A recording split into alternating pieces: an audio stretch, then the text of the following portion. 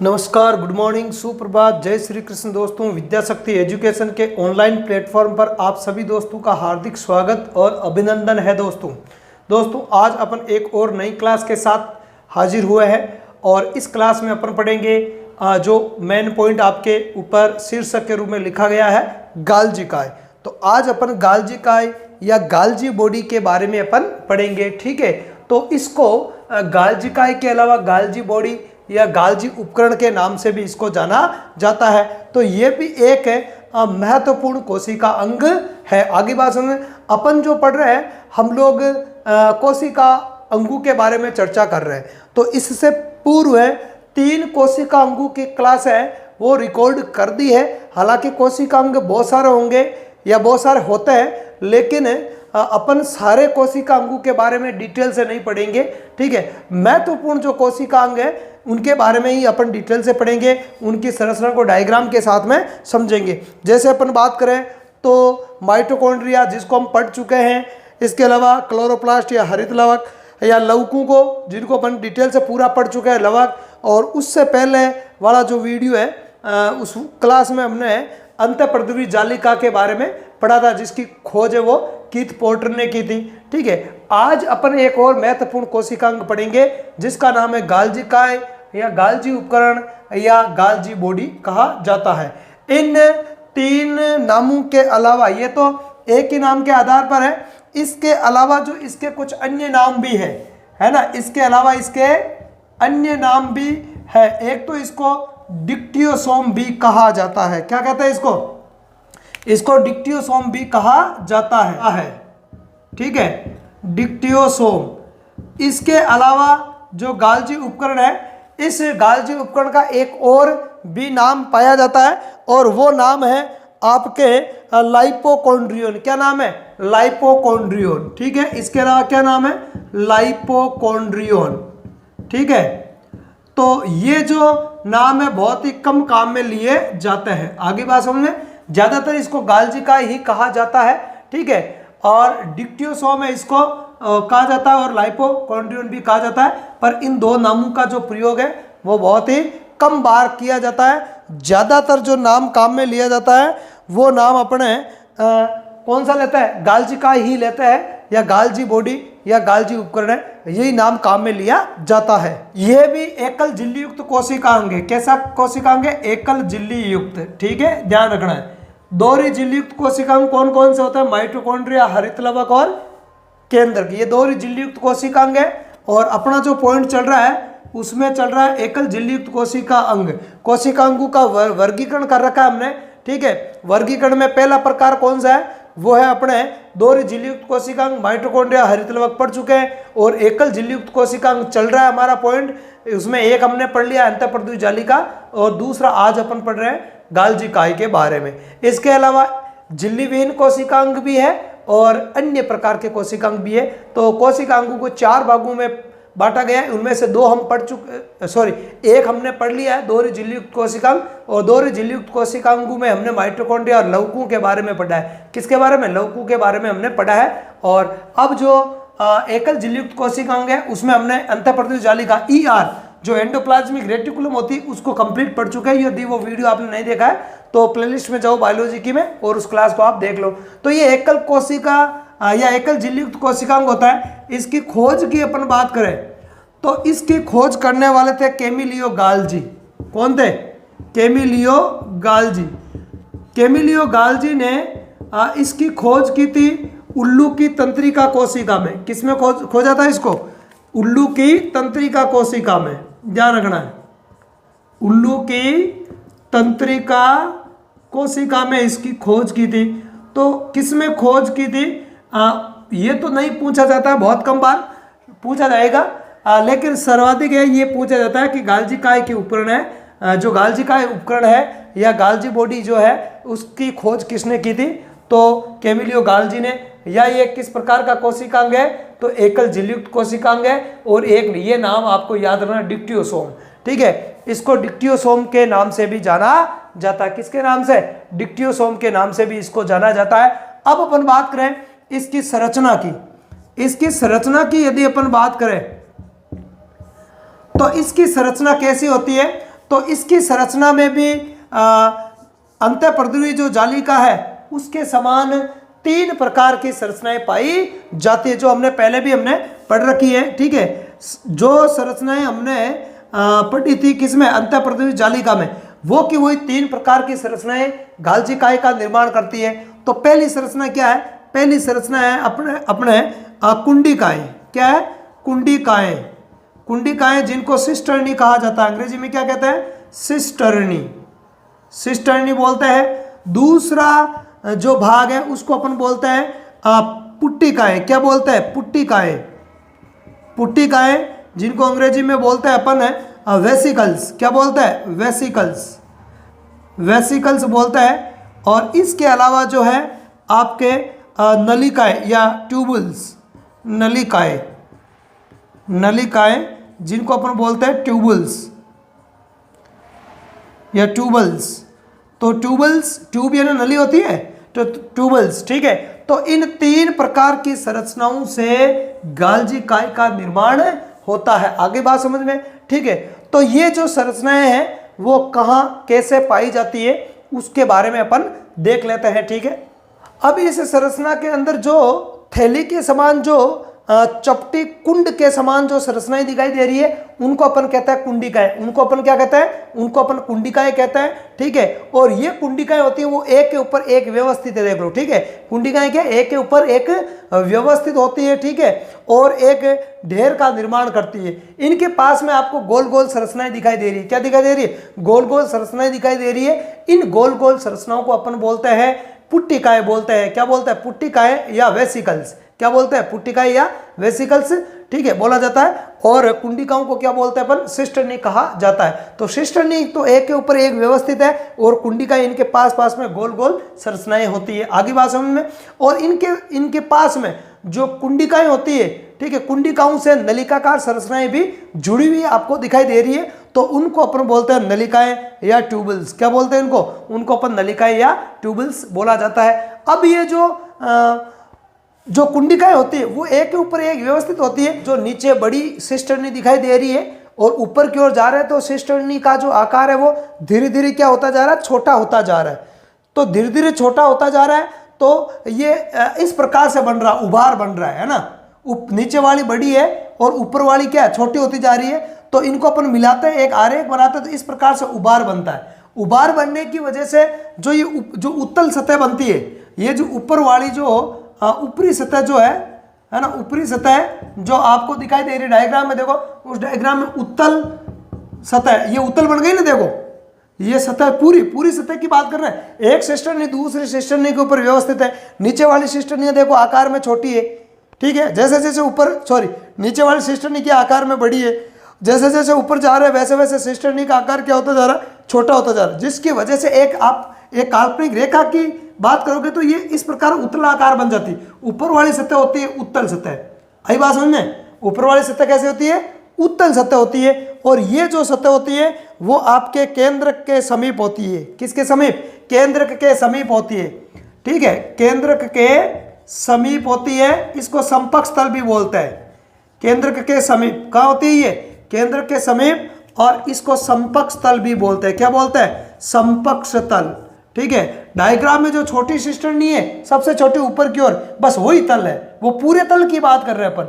तो वो केंद्र के समीप रहती है, या इसको अपन संरूपण तल भी बोलते हैं। क्या बोलते हैं, संरूपण तल भी कहा जाता है। आगे बात समझ में। और नीचे वाला जो भाग दिखाई दे रहा है, जो बड़ी सिस्टर्नी है, ठीक है, उस बड़ी सिस्टर्नी को अपन क्या कह रहे हैं, बड़ी सिस्टर्नी को क्या कहता है, बड़ी सिस्टर्नी वाला जो स्थान है नीचे वाला, उसको अपन बोलते हैं अवतल सतह। क्या बोलते हैं उसको बोलते हैं अपन अवतल सतह। ठीक है, अवतल सतह। ठीक है, या इसको ट्रांस सतह भी बोलते हैं, ट्रांस सतह। और इसको कौन सी सतह, सिस, है ना, सिस सतह भी बोलते हैं इसको, ऊपर वाली को। आई बात समझ में। और या इसको अवतल सतह जो केंद्रक से दूर होती है, कोशिका झिल्ली की तरफ, किसकी तरफ, कोशिका झिल्ली की ओर स्थित होती है। ध्यान, कोशिका झिल्ली की ओर स्थित होती है। ठीक है, तो इसको अपन क्या कहेंगे, इसको अपन कहेंगे ट्रांस सतह या अवतल सतह या परिपक्वन सतह। कौन सी सतह, पकवन सतह कहेंगे। आगे बात समझ में। तो इस प्रकार से दो सतह होती है, एक तो शीर्ष सतह जो केंद्र के समीप स्थित होती है, और एक ट्रांस सतह जो किसकी ओर होती है, कोशिका झिल्ली की ओर स्थित होती है। इसके अलावा जो गोलाकार जो संरचनाएं हैं उनको अपन कहते हैं पुट्टिकाएं या वेसिकल्स, और जो आपके नलिकाएं हैं जो सिस्टर्नी के नीचे जुड़ी हुई है ना, सिस्टर्नी है उससे कुछ नलिकाकार संरचनाएं जुड़ी है जिनको अपन ट्यूबल्स कहा जाता है।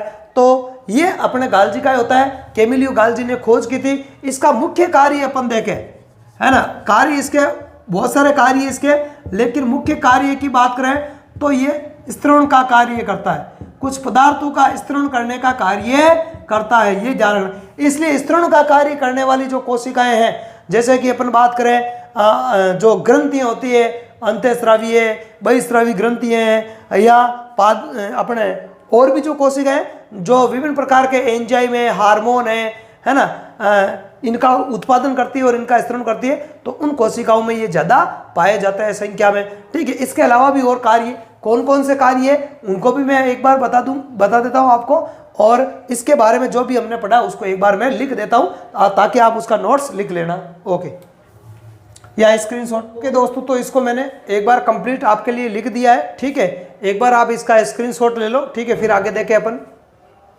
ओके, तो बात करें अपन, सबसे पहले इसके खोजकर्ता कौन हो गए, कैमिलियो गाल्जी हो गए। और किसमें खोज की थी, इसकी खोज की थी उल्लू की तंत्रिका कोशिका में खोज की थी। अन्य नामों की बात करें तो अन्य नामों में क्या नाम हो जाएगा इसका, डिक्टियोसोम या लाइपोकॉन्ड्रियन भी इसको कहता है, पर बहुत कम बार इन शब्दों का उपयोग करता है, ज्यादा गाल्जी का या गाल्जी बॉडी का ही उपयोग करता है। इसके अलावा यह एकल है ना, एकल झिल्ली युक्त कोशिकांग है। ठीक है, इसका निर्माण तीन प्रकार की संरचनाओं से होता है। कौन कौन सी, एक तो सिस्टर्नी हो गई जिनको अपन कुंडिकाएं कहते हैं, एक वेसिकल्स जिनको अपन पुट्टिकाएं कहते हैं, और एक ट्यूबल्स जिनको अपन नलिकाएं कहते हैं। ठीक है, उनसे होता है। सिस्टर्नी की बात करें, ठीक है, तो सिस्टर्नी एक के ऊपर एक व्यवस्थित होकर एक विशेष संरचना का निर्माण करती है, जिसकी एक सतह जो होती है वो उत्तल होती है। अभी बताया था डायग्राम के अंदर आपको, उत्तल होती है, जो केंद्र की ओर स्थित होती है। किसकी ओर स्थित होती है, केंद्र की ओर स्थित होती है, उसे उत्तल सतह या शीर्ष तल या समपक्ष तल या संरूपण तल, ठीक है, संरूपण तल कहते हैं। क्या कहते हैं, संरूपण तल कहते हैं। शीर्ष है ना, तो शीर्ष में CIS हो जाएगा, है ना, SIS नहीं होगा, CIS शीर्ष तल, ठीक है, कहते हैं। ठीक है, दूसरी सतह जो किस ओर होती है, दूसरी सतह अवतल होती है। कैसी होती है, अवतल होती है, तथा कोशिका झिल्ली की ओर स्थित होती है। किसकी ओर स्थित होती है, कोशिका झिल्ली की ओर स्थित होती है। उसे अपन पार तल या ट्रांस तल कहते हैं, या परिपक्वन तल के नाम से जाना जाता है। आगे बात समझ में। ठीक है, आगे देखते हैं अपन। आगे हैं दोस्तों, पुट्टिकाएं या वेसिकल्स थैली समान गोलाकार, जबकि नलिकाएं या जो ट्यूबल्स होती है वो नलिकाकार संरचनाएं होती है। आगे बात सुन, जैसा कि डायग्राम में मैंने आपको बताया था। अब गाल्जिकाई के कार्यों के बारे में देखते हैं। तो इसके मुख्य कार्य कौन से उनको देखते हैं। पहला कार्य है स्तरण का। तो स्तरण में क्या है कि ये विभिन्न प्रकार के जो पदार्थ है उनका स्तरण करता है, और स्तरण करने वाली जो कोशिकाएं होती है उनमें ये ज़्यादा पाया जाता है। जैसे बात करें अपन, ग्रंथियाँ होती है, अंतःस्रावीय बहिस्रावी प्रकार की ग्रंथियाँ हैं, या अपनी जो पाचन में जो भित्तियाँ वगैरह होती है, आमाशय की भित्ति है या अग्नाशय है, इनके अंदर है ना ज़्यादा पाए जाते हैं। ठीक है, जो स्तरण का कार्य करती है।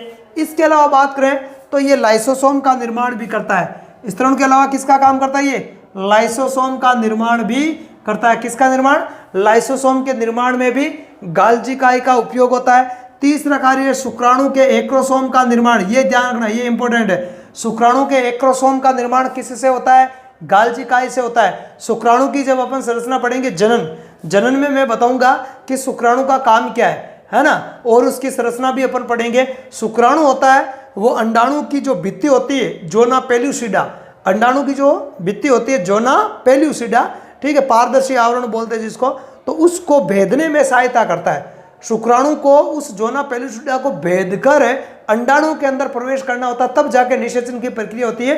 तो उसको भेदने में सहायता करता है एक्रोसोम, क्योंकि इसमें विभिन्न प्रकार के एंजाइम होते हैं। आगे बात करें अपन, कोशिका विभाजन के समय कोशिका पट का निर्माण करता है। किसका निर्माण करता है? कोशिका पट। जब कोशिका विभाजन होता है, कोशिका विभाजन में मैं कभी कोशिका विभाजन वाला पॉइंट आएगा अपने पढ़ते पढ़ते, तो उसको अपन पढ़ेंगे, तो उसमें मैं आपको बताऊंगा कि कोशिका विभाजन जब होता है तो कोशिका विभाजन की दो विधियां होती है। एक तो पादपू में अलग होती है और जंतु में अलग होती है। केंद्रक विभाजन तो सेम ही होता है, लेकिन कोशिका द्रव्य विभाजन दो प्रकार से होता है। जंतु कोशिकाओं में होता है आपके विदलन विधि के द्वारा कोशिका द्रव्य विभाजन, और पादपू में जो कोशिका द्रव्य विभाजन होता है वो होता है पट निर्माण की विधि के द्वारा। सबसे पहले पट का निर्माण होता है। आगे बात सुने, और ये कोशिका भित्ति की जब संरचना बताई थी उस टाइम भी मैंने बताया था कि सबसे पहले जो कोशिका भित्ति बनती है वो पट का निर्माण होता है, पर बाद में मध्य पटली का बनती है।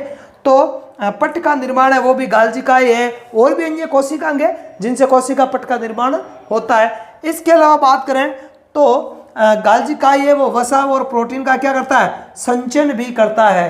प्रोटीन और वसा का क्या करता है? संग्रहण करता है, संचयन करता है। इसके अलावा ये लिपोप्रोटीन का स्तरण भी करता है। लिपोप्रोटीन का उपयोग कहाँ होता है दोस्तों? बताओ तो क्या है ना?